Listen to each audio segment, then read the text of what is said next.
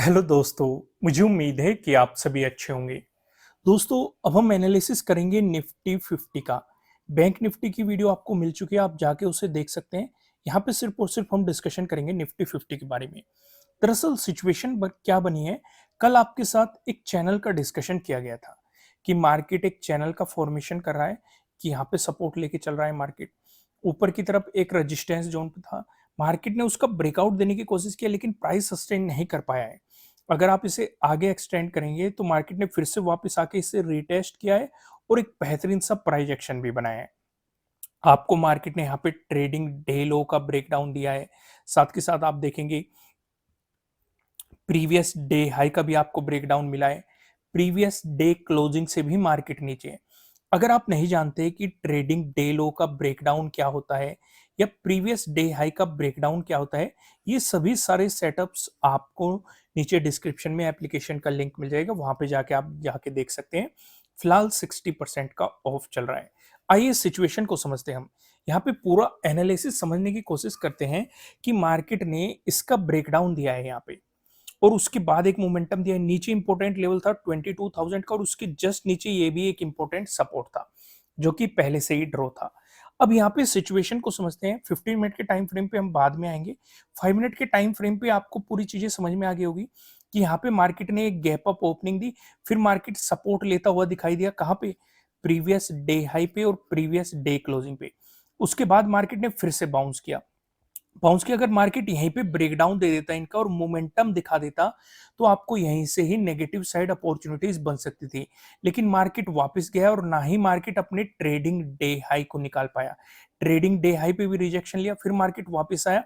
फिर यहाँ पे आप देखेंगे मार्केट ने ब्रेकडाउन दिया है।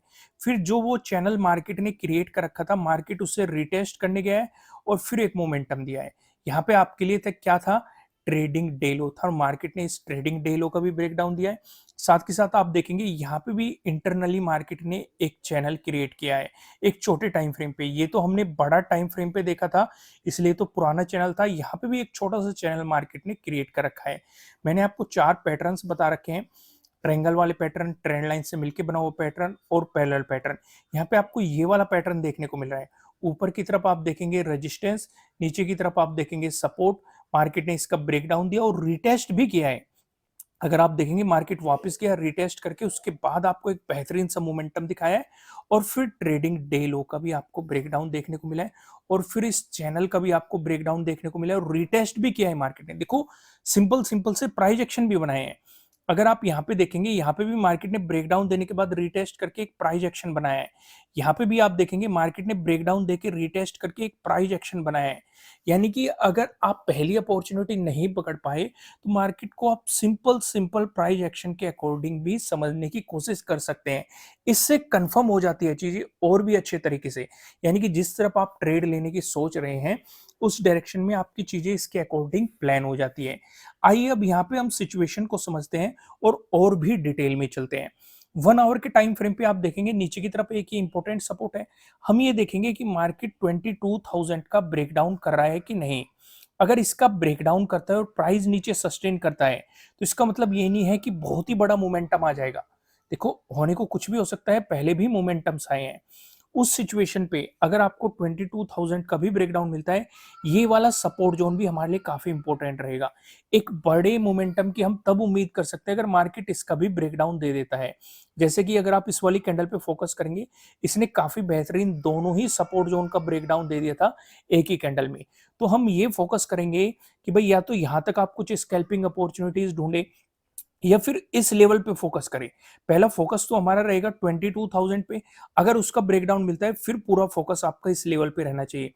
अगर इसका भी ब्रेकडाउन मिल जाता है, तब आप नेगेटिव साइड एक बड़े मोमेंटम की उम्मीद कर सकते हैं। उससे पहले आपको नेगेटिव साइड किसी भी बड़े मोमेंटम की उम्मीद नहीं करनी चाहिए।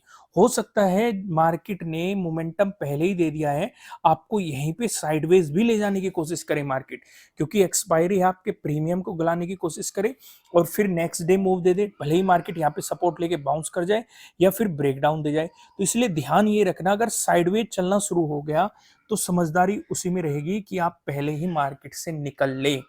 अगर वो सिचुएशन क्रिएट होती है, क्योंकि प्रीमियम गलाएगा अगर वो साइडवेज हो गया और आपका, यानी कि आपने भी जो प्रीमियम खरीदा होगा वो गलना शुरू हो जाएगा और आपको लॉस दिखना शुरू हो जाएगा। तो बेहतर क्या है कि पहले ही निकल लो अगर साइडवेज मार्केट हो रहा हो। आइए अब हम सीधा 15 मिनट के टाइम फ्रेम पे चलते हैं और यहाँ पे चीजों को समझने की कोशिश करते हैं। 1 आवर के टाइम फ्रेम पे हमें क्या दिखाई दे रहा है, एक बार 1 आवर के टाइम फ्रेम पे भी चीजें समझ लेते हैं। देखो चीजें वही है, सिंपल सिंपल सी। भाई यहाँ पे भी आप देखेंगे ये वाला जोन काफी इंपॉर्टेंट रोल प्ले करने वाला है कि मार्केट बाउंस करेगा, साइडवेज जाएगा या फिर ब्रेकडाउन देगा।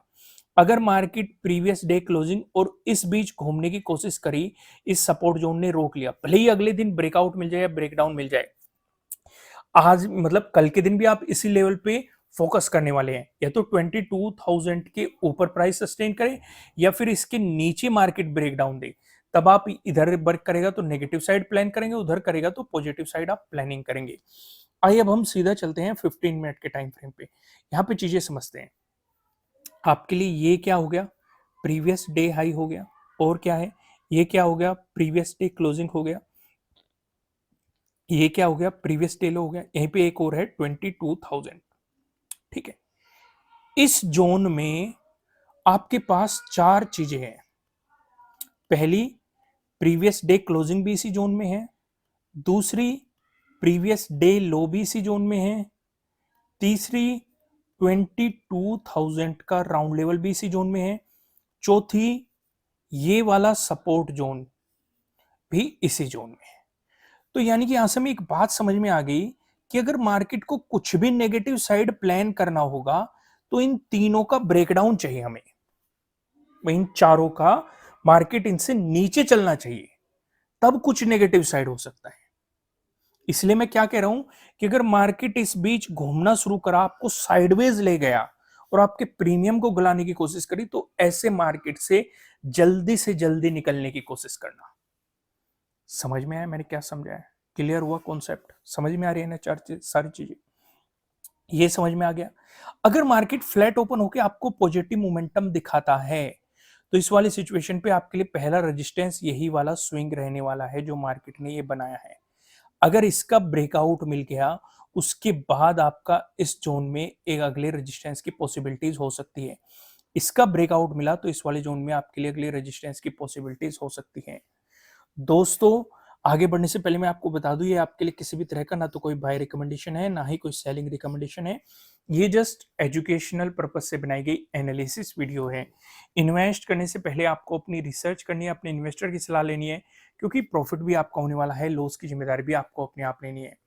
अगर मार्केट ने फ्लैट ओपन होकर आपको नेगेटिव मोमेंटम दिखाया, तो मैं आपको ऑलरेडी बता चुका हूं कि इन चारों का ब्रेकडाउन चाहिए, उससे पहले कुछ भी नहीं करना है। और अगर इनका ब्रेकडाउन मिलता है तो अगले सपोर्ट की पॉसिबिलिटीज आपकी इस वाले जोन में हो सकती है। वहीं पे अगर मार्केट आपको गैप अप ओपनिंग देता है, तब भी आप इसी स्विंग पे फोकस करेंगे। अगर इसी स्विंग पे मार्केट गैप अप ओपन होकर ब्रेकआउट देके चलता है, तो ऊपर की तरफ आपको पता है आपके लिए रेजिस्टेंस की पॉसिबिलिटीज कहाँ कहाँ हो सकती है।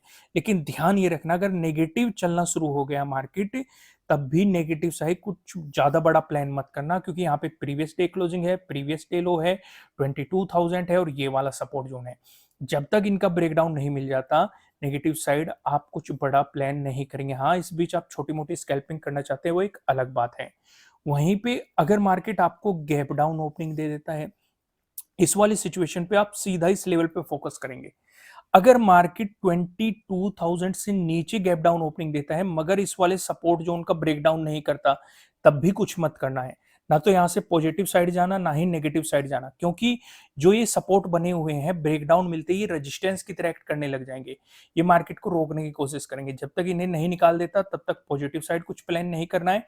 अगर गैप डाउन ओपनिंग देके इसका ब्रेकडाउन दे दिया तो आप नेगेटिव साइड कुछ सोच सकते हैं। दोस्तों, इस वीडियो को लाइक करना, कमेंट करके मुझे बताना कि आपको एनालिसिस कैसे लग रहे हैं। नए हो सब्सक्राइब करना और बेल आइकन प्रेस करना, जिससे आपको आने वाली वीडियोस के नोटिफिकेशन मिल सकेंगे। फिलहाल इस वीडियो में इतना ही, फिर मिलेंगे किसी नेक्स्ट वीडियो में किसी अच्छे कंटेंट के साथ। Thank you.